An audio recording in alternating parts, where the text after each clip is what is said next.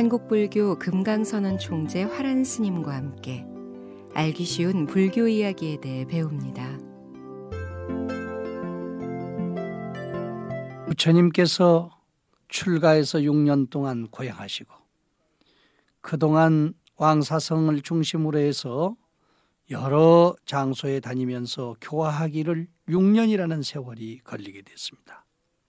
나이 많으신 아버지께서는 참으로 애타게 기다리고 있었죠. 생각하면 부처님께서 야반에 칸타카를 타고 찬타카와 함께 카필라성을 나온 지 횟수로 그러니까 12년이 됐습니다. 예, 추억이 되고 말하죠.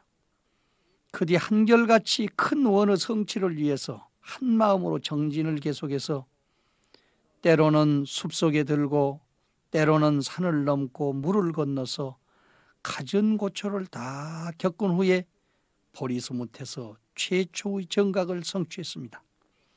그리고 이어서 오비구를 비롯해서 야사, 삼가섭을 구제한 후에 마가다국과 코살라국의 전 군신들을 교화하고 그래서 부처의 그 명성은 이때 거의 태반 이상으로 온 인도에 알려졌습니다. 또 부처님의 사명도 거의 반 이상이 완성이 돼가는 그런 단계에 있었습니다. 전생부터 세워온 모든 원이 원만하게 이루어져 가고 있었습니다. 그러나 카필라국에 남아있는 늙은 아버님과 야수다라 비는 세월을 어떻게 보내고 있었느냐 합니다.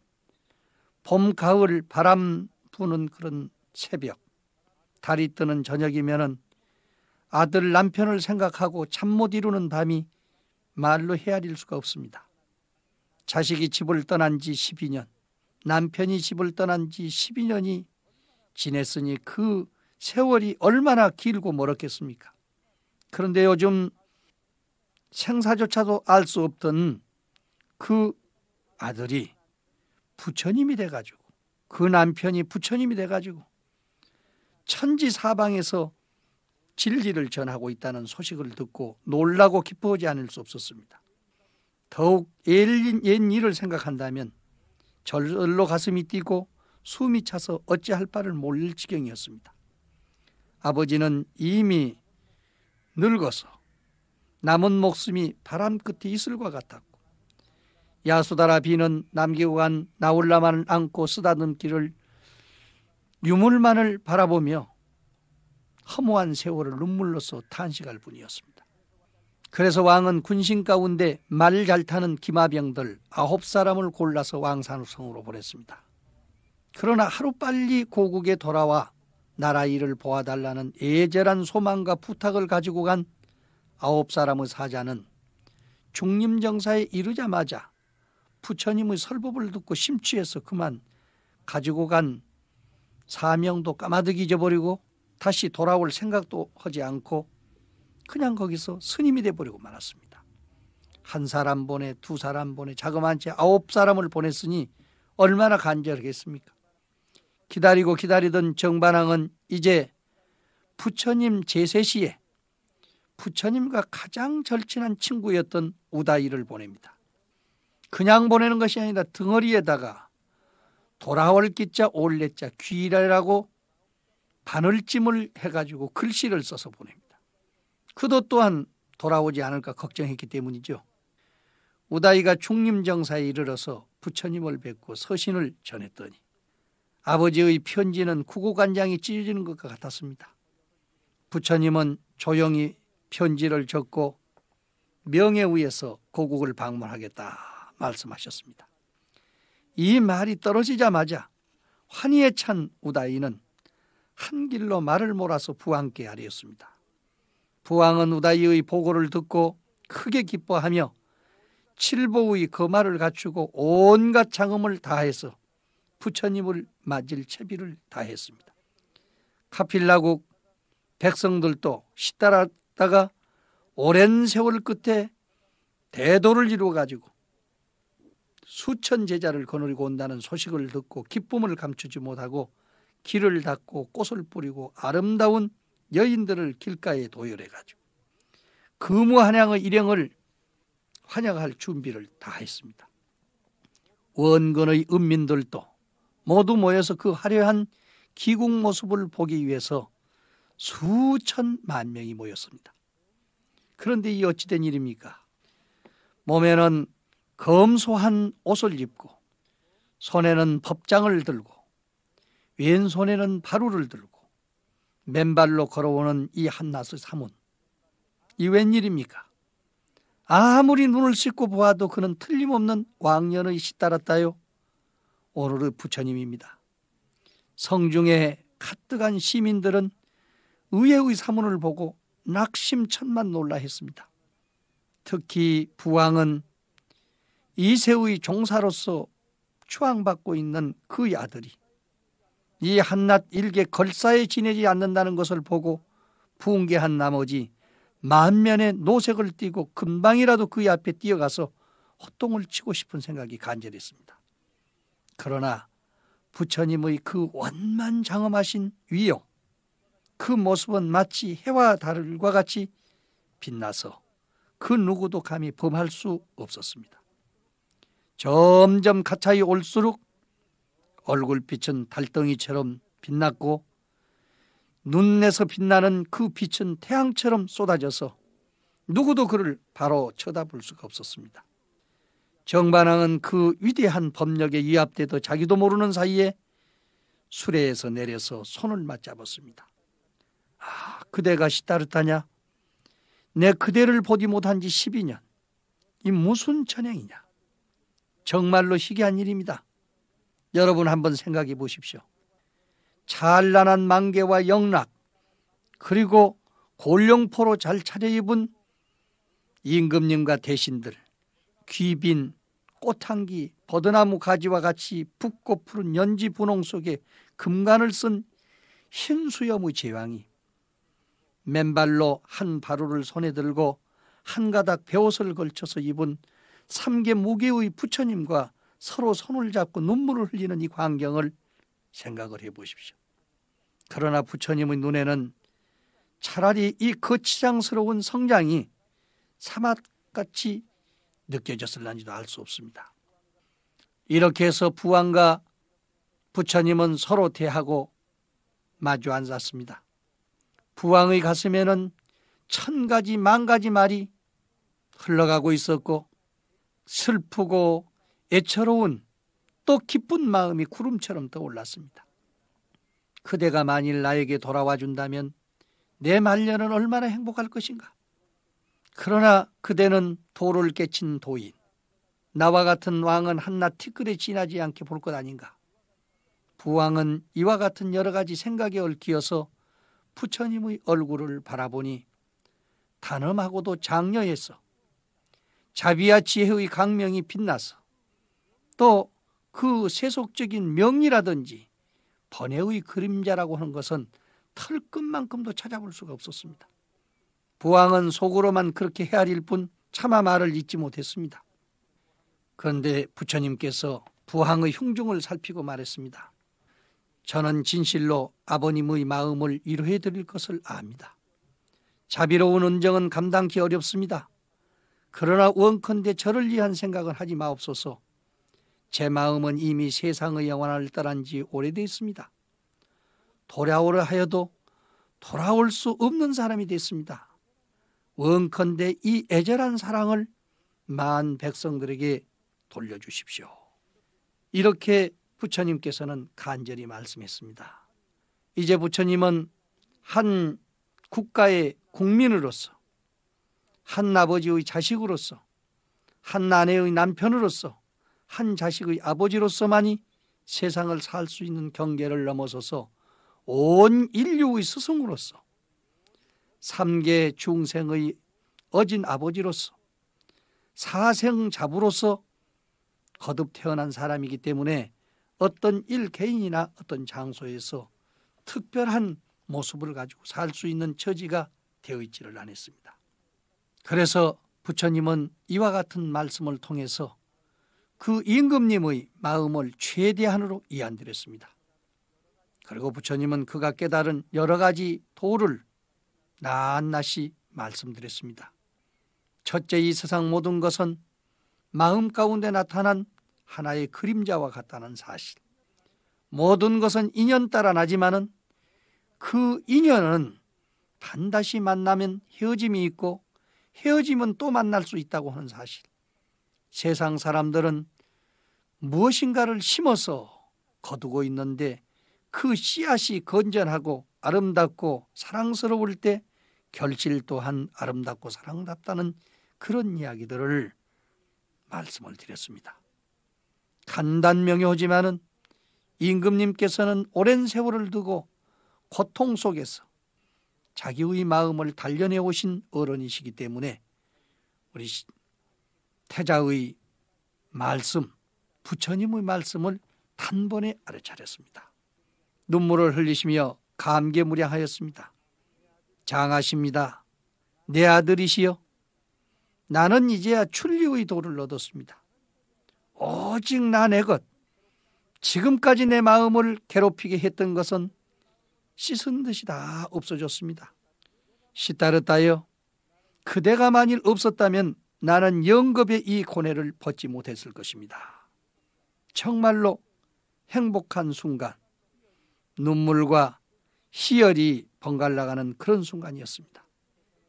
이제 부처님께서는 아버지의 마음을 어떻게 위로해 드려야 되겠다고 하는 것을 분명히 아셨기 때문에 이렇게 단호하면서도 분명한 말씀을 해서 다시는 애착을 갖지 않도록 하시고 종교인으로서의 사명을 다할 수 있도록 노력을 하셨던 것입니다.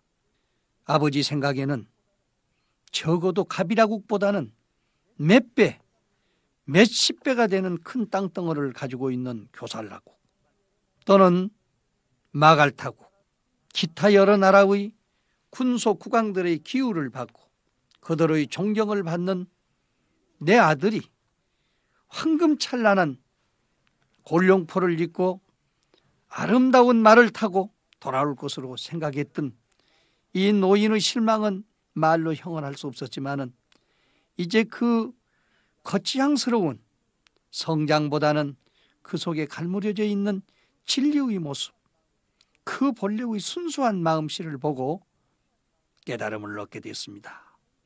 지금 우리는 전생에 지었던 모든 어변에 의해서 빚을 갚고 빚을 받으러 온 사람에 불과하다고 하는 사실도 깨닫게 됐습니다. 그래서 그동안에 원망하고 때를 따라서는 저주까지 할 수 있었던 만큼 미워했던 자식이 정말로 귀한 스승으로 훌륭한 인격자로 추앙할 수 있게 됐습니다. 다시 한번 마음속으로 감사드립니다. 장하다 내 아들아, 나는 이제야 내 번뇌에서 완전히 벗어났어. 나만의 생각 속에 모든 것을 야속했던 이 애비를 용서해다오. 다시 한번 부처님 손을 꼭 잡습니다. 부처님은 그 뜨겁고 정열에 찬 사랑의 손으로서 아버지의 마음을 전율케 했습니다. 참으로 경련 속에서 아버지는 눈물을 흘리면서 깨달음을 얻게 됐습니다.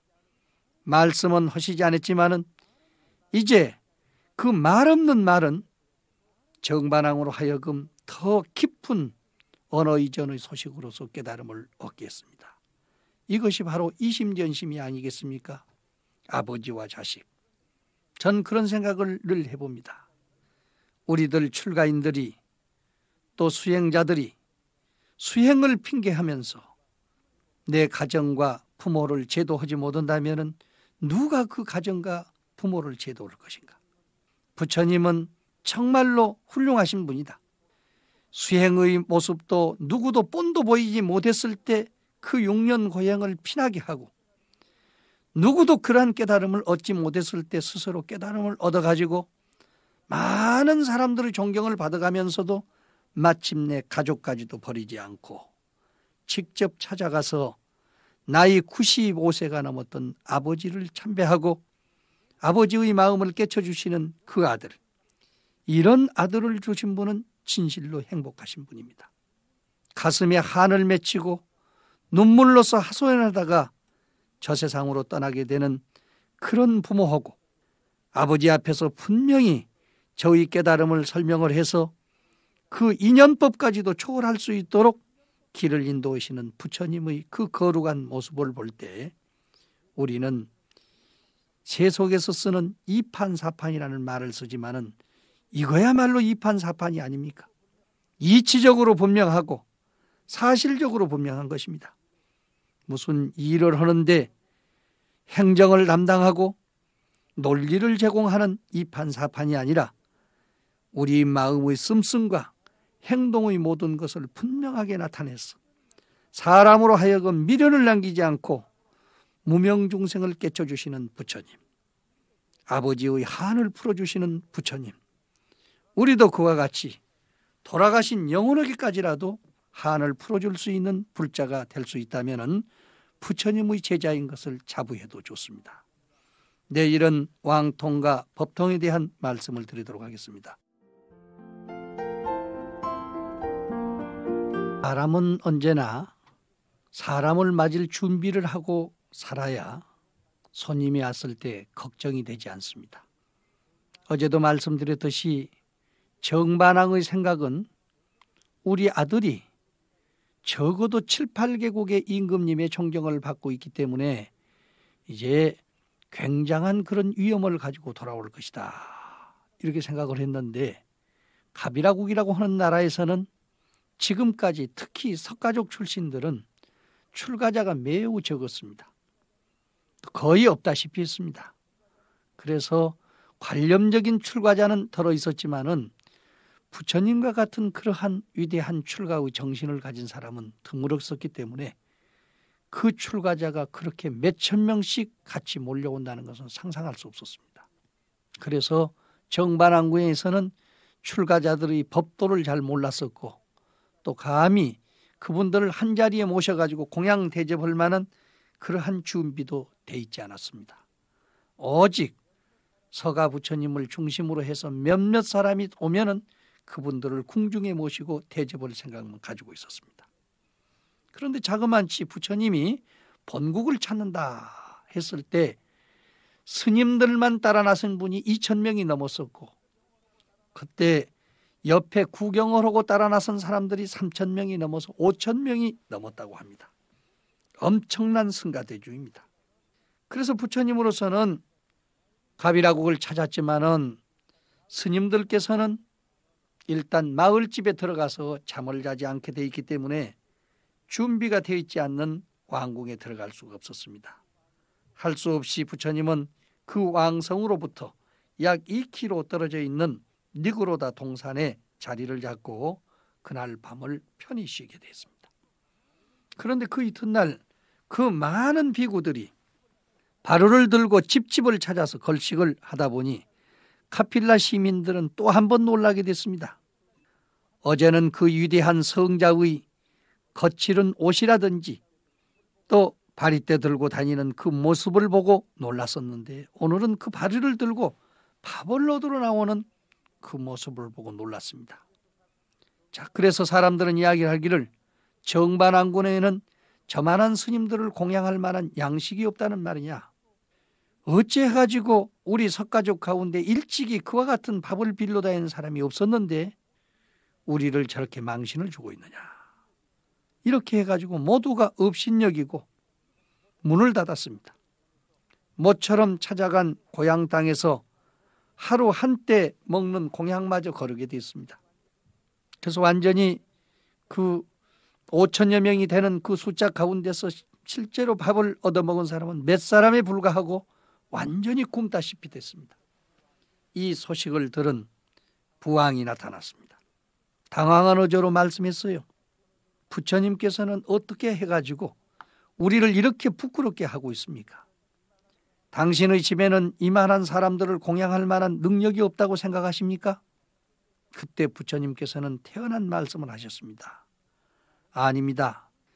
나는 내 조상의 법을 지키고 있을 뿐입니다. 정반왕은 더욱 화를 냈습니다. 무엇이라고요?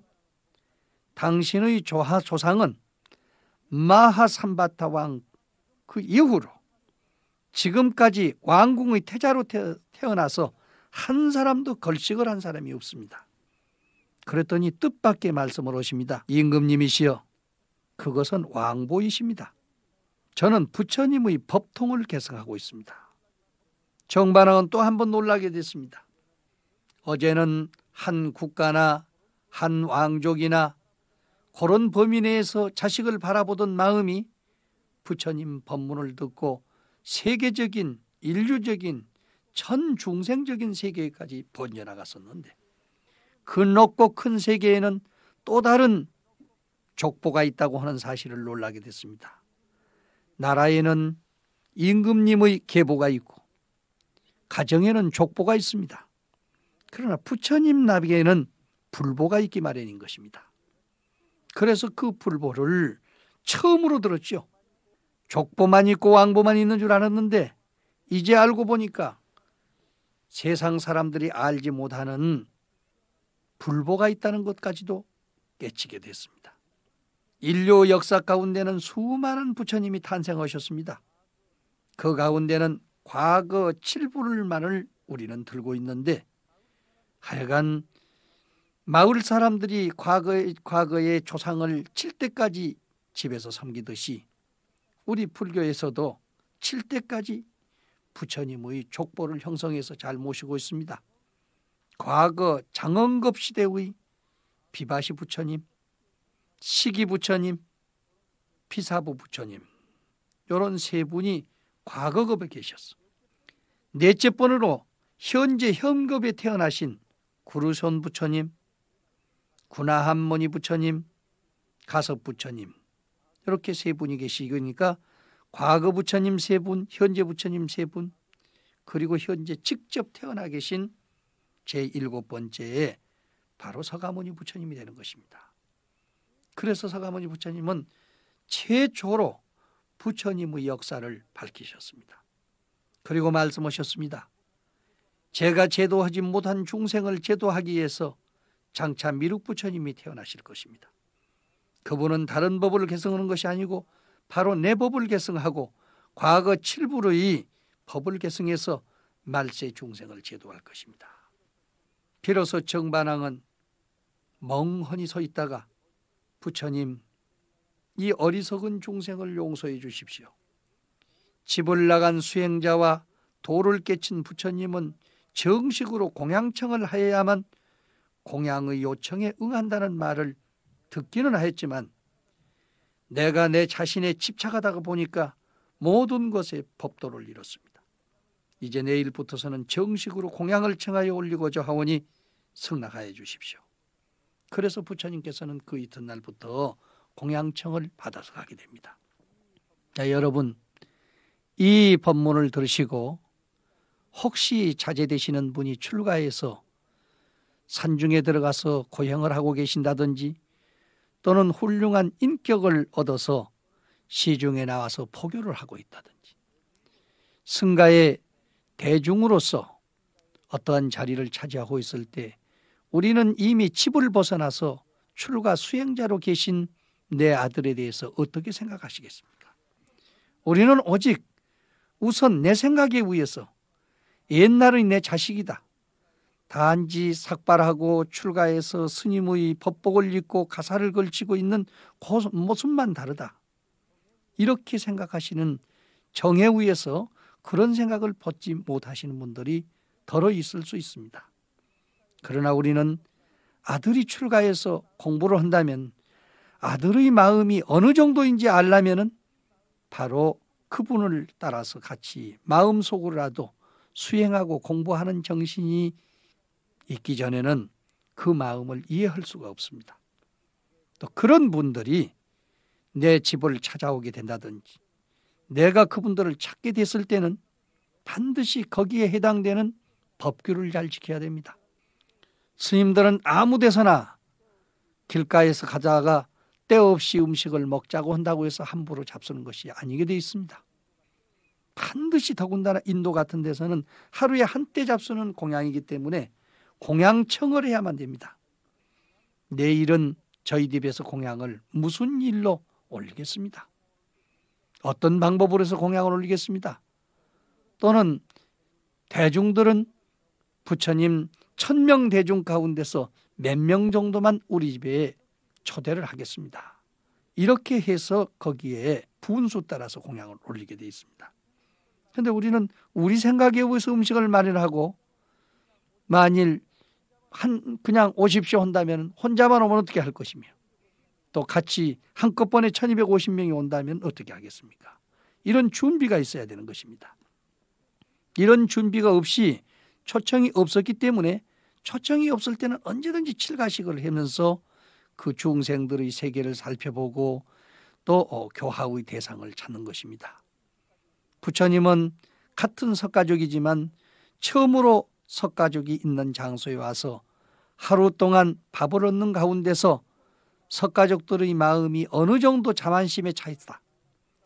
석가족들의 마음이 출가 수행자에 대한, 다시 말하면 종교인에 대한 그 마음이 얼마만큼 인색하다고 하는 것을 깨닫게 되셨습니다.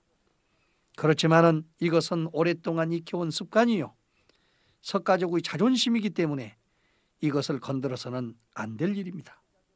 오직 부처님은 그의 제자들을 모처럼 고향 와가지고 완전 하루 동안 굶게 만들었습니다. 이튿날 부처님 아버지 정반왕께서 이제 왕통과 법통에 대한 이야기를 들으시고 비로소 공양청을 올렸습니다. 그래서 부처님은 묵묵히 부왕의 청을 승낙하고 이튿날부터서는 가비라고 왕궁에서 공양을 드시게 되었습니다. 왕가의 채통과 샤가족의 인종적 우월성만을 주장해 오던 석가족, 또 출가 수행자임을 잊고 옛 고향에 돌아온 자식이라고만 생각하여 2번씩이나 신수를 저질렀던 정반왕은 궁중의 요리사들에게 특별히 부탁해서 하루에 한 때밖에 드시지 않는 공양을 만족스럽게 드실 수 있도록 최선을 다해서 준비를 했습니다. 역시 부처님 제자들은 하루 굶었지만은 조금도 마음에 동요가 없었습니다. 그리고 석가족이 공양 대접을 해주지 않는다 해서 원망한 마음도 갖지 않았습니다. 왜? 출가 수행자들은 보통 출가 후 몇 달 동안 또는 몇 년까지는 스스로 자청해서 고행을 하는 사람도 있고, 또 이런 경우를 당해가지고 바로 그것을 통해서 공부를 하는 사람도 있기 때문에 세상의 일은 기약이 없습니다. 무유정법입니다. 생각지 않았던 장소에서 좋은 음식을 얻어먹을 수도 있고 기대했던 장소에서 굶을 수도 있습니다. 그래서 우리나라 말에도 그런 이야기가 있지 않습니까? 생일 먹고 3일 굶었더니 나중에는 더 먹을 것이 없는 그런 경우가 됐다고 말이죠. 우리는 너무 기대를 가져도 안 되고 또 그렇다고 해서 상대방을 업신여기게 생각해서도 안 됩니다. 생각 밖의 일로서 큰 대접을 받을 수도 있고 기대했던 만큼의 실망을 가질 수도 있는 것이기 때문입니다. 이제 부처님 아버지 정반왕께서는 이러한 몇 가지 도리를 통해서 정말로 큰 도를 깨우치시게 됩니다. 사람은 한 가정을 이끌어 나가는 데는 가풍이 있게 마련입니다. 그래서 가훈을 만들어 가지고 대대로 물러주는 부모님도 계시고 또 그들 집안에서만 지켜나오는 제사의 풍속이라든지 그 가풍을 개성하도록 하는 그런 율법이 있습니다. 학자는 학풍이 있습니다. 그 사람만이 가질 수 있는 특징이 있는 학풍을 제자에게 물려줘서 그 학교의 명맥을 개성해 나갈 수 있도록 하고 있는 그런 장소도 있습니다. 마찬가지로 부처님의 법은 기본이 무소유 걸사정신입니다. 그래서 옛말에 그런 이야기가 있어요. 참새 7마리가 굶어 죽더라도 산에서 혼자 사는 스님은 죽지 않는다, 그런 이야기가 있어요. 날라다니면서 떨어진 이삭을 주워 먹고 사는 새도 굶어 죽는데 정진하는 정성을 가지고 인욕하는 마음이 강한 스님은 새들이 죽어도 굶어 죽지 않는다고 그랬습니다. 그런 의지를 가지고 사시는 출가 수행자, 또 가족이나 기타 친지가 자기를 아무리 업신여기고 보기 싫어한다 하더라도 거기에 원한심을 갖지 않고 순수한 마음으로 그것을 하나의 자량 삼아서 공부할 수 있는 수행자. 이런 수행자가 바로 부처님의 뒤를 계승하고 법통을 계승하는 그러한 말하자면 정법 안장을 잘 수행해가는 견성성불의 불제자라고 할 수가 있는 것입니다. 우리는 조그마한 학풍이나 종풍 가운데서도 서로 사람을 업신여긴다든지 인색한 마음을 갖는 경우가 들어 있습니다. 우리는 석가부처님이 고향에 찾아가서 석가족들한테 그렇게 무시를 당하면서 멸시를 당하면서도 조금도 원망하지 않고 그분들의 마음을 깨쳐주신 부처님, 그리고 그분들이 스스로 그 법칙을 깨닫도록 일깨워주신 부처님, 그 정신에 의해서 우리는 이 세상을 진리의 세계로 물들어갈 필요가 있습니다.